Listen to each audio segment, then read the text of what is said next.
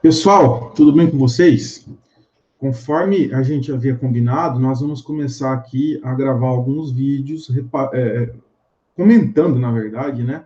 Alguns probleminhas que a gente vai deixar para resolver, não em aula ao vivo, mas que vocês vão resolver aí no decorrer da semana. Então, nós vamos começar com um problema simples, dois problemas que a gente vai analisar, tá? Dois vídeos diferentes, mas um problema simples e bem interessante, de um apelo prático bem interessante também, que é esse problema 4. Então, ó, o João Cara de José é proprietário da empresa Supermercados Good Name, na cidade de Adamantina, e no dia 3 de dezembro de 2020, a senhora Magnésia Bisurada do Patrocínio esteve no local e realizou compras no importe de R$ 2.000, tendo apresentado como pagamento um cheque de sua titularidade no referido valor para pagamento à vista.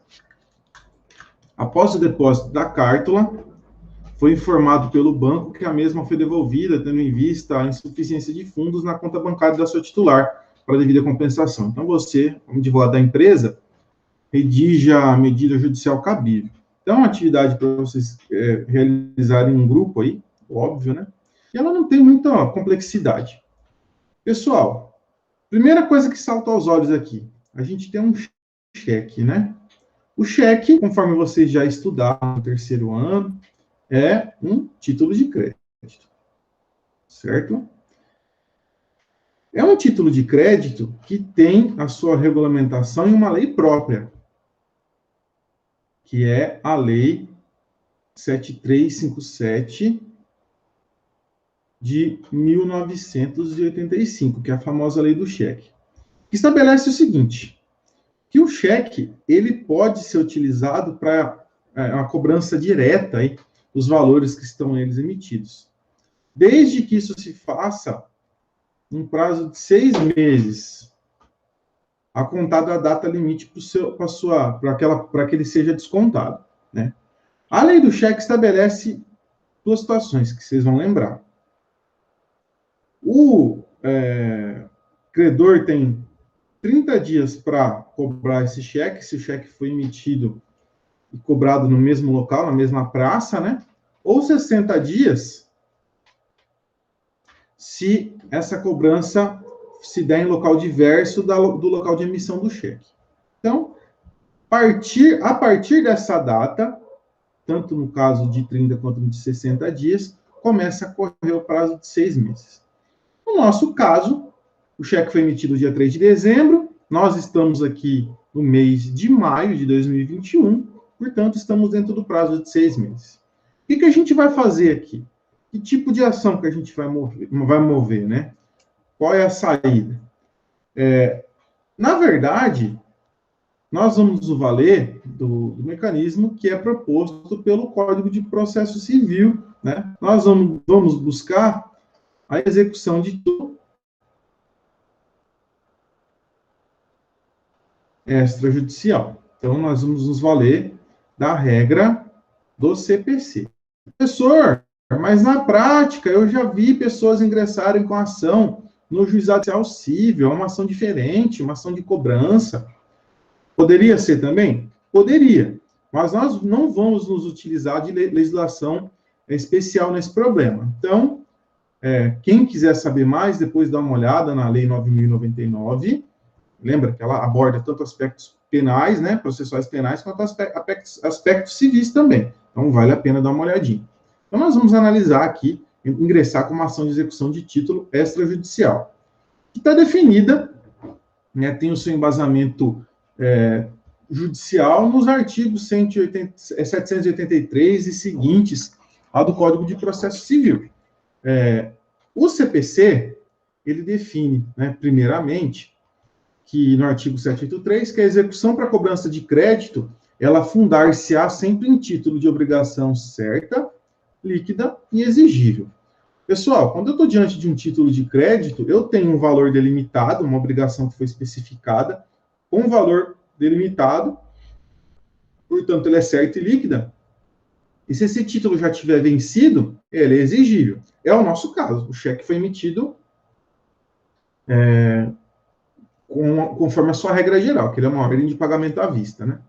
O artigo 784, ele estabelece assim, ó, no CPC, são títulos executivos extrajudiciais. Então, ele dá como exemplo a letra de câmbio, a nota promissória, a duplicata, a debênture, todos os títulos de crédito que vocês estudaram lá no terceiro ano, e o cheque. Então, o cheque é um título executivo extrajudicial, portanto, ele é cabível, né? É possível a gente utilizar desse recurso para buscar o recebimento dos nossos valores. E o 789 do CPC delimita, por fim, que o devedor responde com todos os seus bens presentes e futuros para o cumprimento de suas obrigações, salvo as restrições estabelecidas em lei. Quer dizer que o devedor vai responder com todo o seu patrimônio, né? Para se valer, né? Para que o credor ele possa ter aí satisfeita essa obrigação.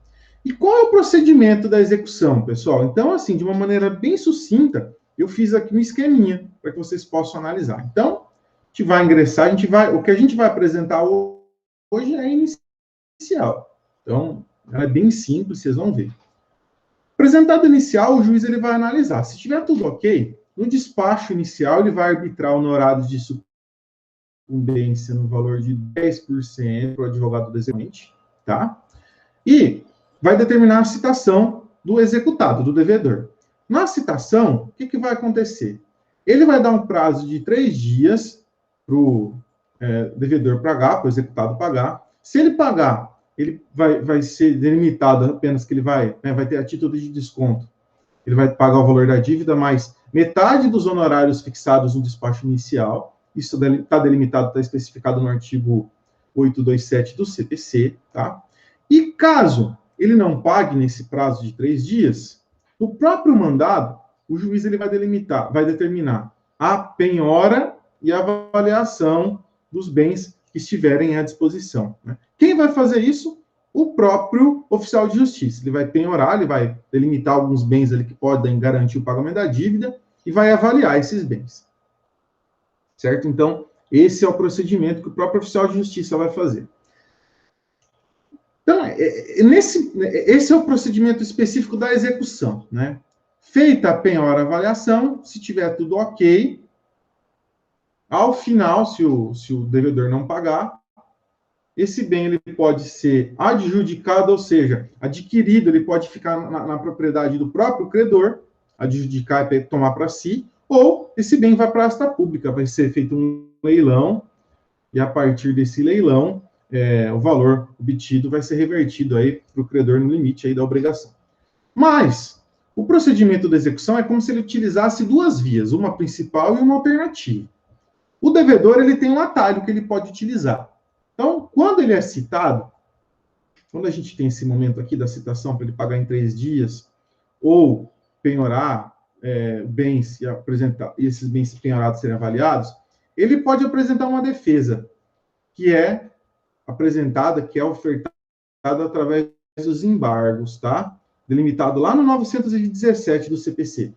Os embargos é a forma de buscar aí, do devedor buscar a sua defesa, de alegar eventuais inconsistências que a gente tem. Nós vamos falar sobre esse artigo, vou citar ele aqui para vocês, mas vou mostrar, né, quais são as possibilidades de defesa que o devedor pode apresentar, mas são situações enumeradas pelo artigo 917.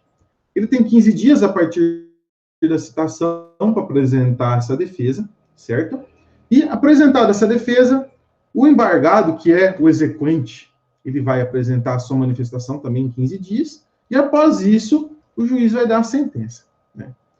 Nesses 15 dias, para apresentar aqui os embargos, também nesse prazo de 15 dias, o devedor ele tem uma outra opção. Então, ele pode ou pagar, ou apresentar embargos, ou ele pode propor o pagamento de 30% do valor da dívida e o parcelamento em 6 vezes, conforme delimita o artigo 916 do CPC. Então, uma possibilidade de parcelamento da dívida. Isso aqui não fica a critério da anuência do credor. Isso aqui é uma prerrogativa que o devedor tem. Então, ele tem 3 dias para pagar a dívida e ter redução de 50% dos honorários.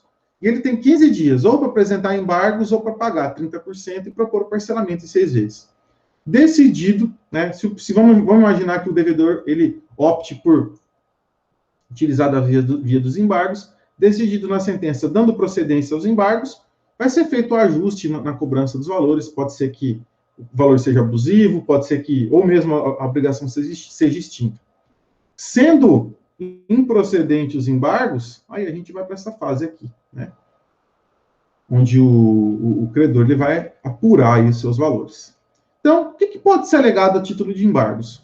O 917 do CPC, ele enumera as possibilidades, né? Então, inexequibilidade do título ou inexigibilidade da obrigação, penhora incorreta ou avaliação incorreta, excesso de execução, né, o valor cobrado a mais do que pode, do que é o legal, ou acumulação indevida de execuções, retenção por benfeitorias necessárias ou úteis, nos casos de execução para entrega de coisa certa, né, se for o caso, e o devedor ele for um possuidor de boa-fé, ele tiver direito de retenção, lembra, isso nós vimos lá no segundo ano.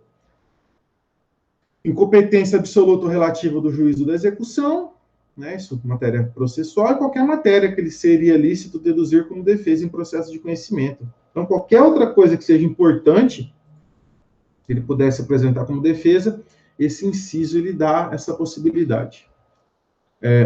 Para que nós vamos endereçar essa peça? Onde vai ser cobrado essa obrigação? Vai ser cobrado no local onde ela foi constituída, né? Então, no endereçamento normal, Excelentíssimo senhor doutor juiz de direito da vara civil, da comarca de, no enunciado a gente está falando de Adamantina, então vocês vão delimitar isso normal. Qualificação das partes, normal, conforme delimita o CPC. A única coisa que o credor aqui é chamado de exequente e o devedor é o executado. E nós vamos propor uma ação de execução de título extrajudicial. Então, esse é o título da ação, conforme nós já abordamos.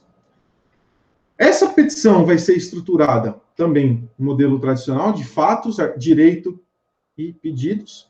O que é importante? Nos fatos, vocês vão delimitar, né? No nosso caso, a gente já tem os fatos montados praticamente, mas você vai delimitar qual é a dívida, no que ela está fundamentada e qual o valor dela e o vencimento dela, tá? De uma maneira sucinta e clara. Nos direitos, a gente delimitou, né? Eu mostrei para vocês os artigos do CPC que estabelece que o cheque é um título executivo judicial, então, extrajudicial, né? Então, tentar articular o que está no CPC, o que está na lei do cheque, com o caso concreto, falar que há essa dívida constituída no valor X, né, que ela foi materializada através do cheque, e o cheque é meio hábil de cobrar essa obrigação, fazer uma articulação com doutrina e jurisprudência, mas sempre articulando fatos e direito, né? Não basta apenas citar o artigo e colocar uma jurisprudência e isso ficar desconexo com o problema. Lembra disso, você tem que mostrar para o juiz que o que está na lei é o que está acontecendo no caso em concreto. Não se esqueçam disso, tá? E o que a gente tem de diferente aqui? Os pedidos. Você vai pedir a citação, né? Vai requerer a citação do executado para pagamento em 3 dias e sob pena, né, de realizar penhora a avaliação dos seus bens.